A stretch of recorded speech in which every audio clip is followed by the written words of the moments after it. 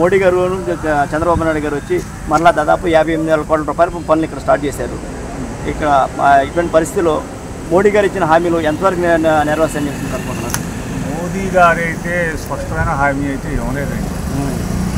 వాళ్ళకి ఎక్కడ మనకి ఒప్పే డబ్బులు, ఆయన నిధుల్లోంచి కొంత డబ్బులు దీనికి రాజధాని ఎక్కడికి పోదు, నేను హామీ అని చెప్పి పార్లమెంట్లో చట్టం చేస్తానని చెప్పి హామీ ఇస్తే బాగుండేది.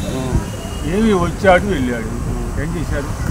చంద్రబాబు గారు పోరాడుతున్నారు, కాకపోతే ఏంటంటే అప్పు ఇప్పిస్తున్నాడు అంతేగాని వాళ్ళు ఏమన్నా కేంద్రం నిధులు ఇవ్వాలిగా, ఎంత కొట్ట రాష్ట్రానికి ఇవ్వాలిగా, అయ్యేం ఇట్లేదు అప్పేకి ఎత్తుంది అదండి. మామూలుగా మనకి నిధులు మామూలుగా గ్రాంట్లు ఫ్రీగా ఇస్తే బాగుంటుంది అంటారు మీరు? మరి కనీసం 20-25 కోట్లన్నా ఇస్తే నిధులు. కొత్త రాష్ట్రం కొత్తగా ఏర్పడింది, డెవలప్ లేదు, ఆర్థిక ఇబ్బందుల్లో ఉంది, అందరికీ తెలుసు అది. మరి కేంద్రం తరఫున ఏదైనా ఒక నిధి ఇస్తే బాగుంటుంది కదండి. ఆశించారు అందరూ. కనీసం ఇది రాజధాని పోయినసారి జగన్ గారు 3 రాజధానులు అదిగో ఇదిగో అని చెప్పి జనాన్ని మభ్యపెట్టాడు, ఏమీ చేయలేదు. జనం ఏమనుకుంటున్నారు, రాష్ట్రం మొత్తం నిజంగానే 3 రాజధానులు చేస్తారో అని భయపడుతున్నారు. అవన్నీ జరగవు, ఒకే రాజధాని అని చెప్పాలి కదా. మోదీ గారు ఒక్క మాట చెబితే బాగుండేదండి. డబ్బులు దేవుడి కరిక చంద్రబాబు గారు ఎట్లా కూడా చెప్పబడి డెవలప్ చేస్తాడు, కానీ ఆ ఒక్క మాట కూడా చెప్పలేకపోయాడు ఆయన. ఇప్పుడు చంద్రబాబు నాయుడు గారు మన రాజధానిని డెవలప్ చేస్తారని మీరు అనుకుంటున్నారు? చేస్తారండి. పోయిన సంవత్సరం 5 సంవత్సరాల్లో ఇవాళ అంబటి రాంబాబు గారు ఈ ఎదవలల్లా చదువుతున్నారు. ఏమని చదువుతున్నారు? 5 సంవత్సరాలు ఏం చేశారని చదువుతున్నారు. 5 సంవత్సరాలు 3 సంవత్సరాల్లో దాని మాస్టర్ ప్లాన్ కానీ పైన మరి దానికి సంబంధించిన శాఖలు అనుమతులు కావాలి కదా. ఎన్ని వచ్చేదానికి 3 సంవత్సరాలు పట్టింది. మరి సంవత్సరం 7 నెలలు 8 నెలల్లో ఈ కట్టిన కట్టడాలు ఎట్లా చేస్తారండి? మరి వీళ్ళు వచ్చిన 5 సంవత్సరాలు ఏం చేశాడు? అసలు ఏమీ చేయలే.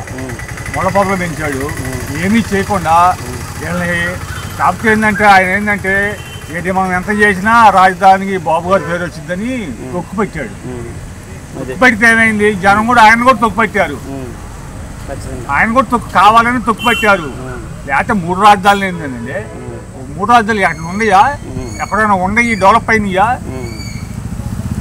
ఏడన్నా ఒకసాట రాజధాని ఉంటే అన్ని సమస్యలు ఒకసాట ఉంటాయి. వచ్చినాడు 2 రోజుల్లో పని చూసుకు వెళ్ళిపోతాడు ఎంత దూరం అయినా. ఇప్పుడు స్టేట్ మొత్తం తిరుగుతాడు ఏంటండి? 3 పనులు ఉంటాయండి.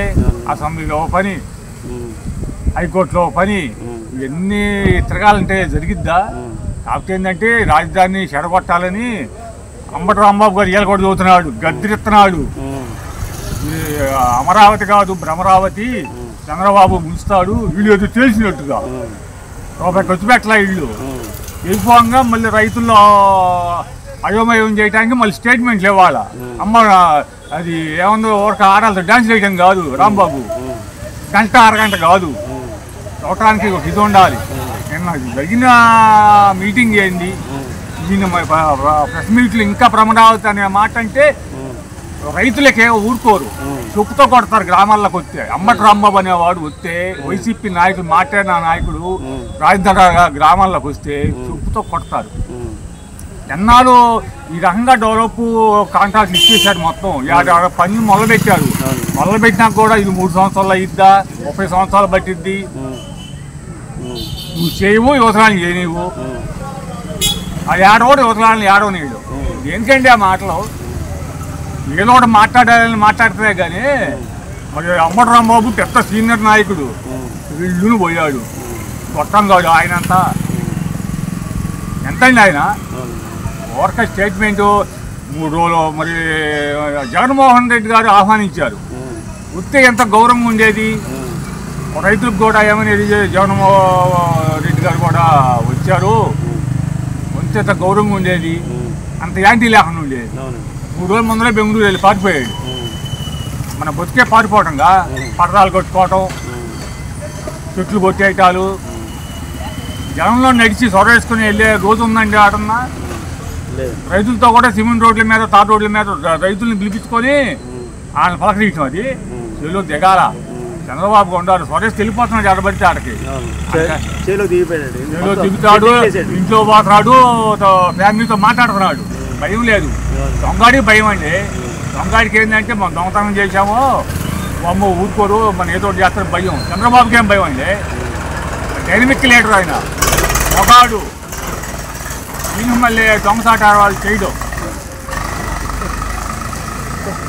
5 సంవత్సరాల్లో గత 5 సంవత్సరాల్లో రాష్ట్రం అతాకులం అయిపోయిందండి. అప్పు తెచ్చి పప్పు బెల్లం పంచాడు.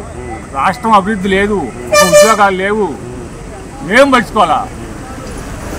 అభివృద్ధి అంటే ఒక సంక్షేమ పథకాలేక అన్నీ ఉండాలి, డెవలప్మెంట్ ఉండాలి, స్టేట్ డెవలప్మెంట్ ఉండాలి. నువ్వు ఉప్పు బెల్లం పెడితే రాష్ట్రం అభివృద్ధి ఏం కాదు. మేము ఇచ్చాము, వీళ్ళు ఇచ్చినైతే ఆయన గెలిచినాక ఎన్ని నెలలకు ఇచ్చాడండి పథకాలు? 10 నెలల తర్వాత ఆయన ఏ పథకం ఇచ్చినా కూడా. బాబు గారు రాంగల్లే మరి అన్నా క్యాంటీన్ తెచ్చాడు. పేదవాడు కడుపుకి వచ్చాడు జగన్. ఎలా అంటే 5 రూపాయలకి రోడ్డును తిరిగేవాడిని కూడా 5 రూపాయలకి గవర్నమెంట్ చంద్రబాబు గారు భోజనం పెట్టాడు. ఆ పేరు బాబు గారికి వచ్చిందని 5 రూపాయలు అన్నం కూడా పెట్టలేలా జగన్. చంద్రబాబు పేరు తీసేసి మీ నాన్న పేరే పెట్టుకొని ఆ పథకం నడుపు.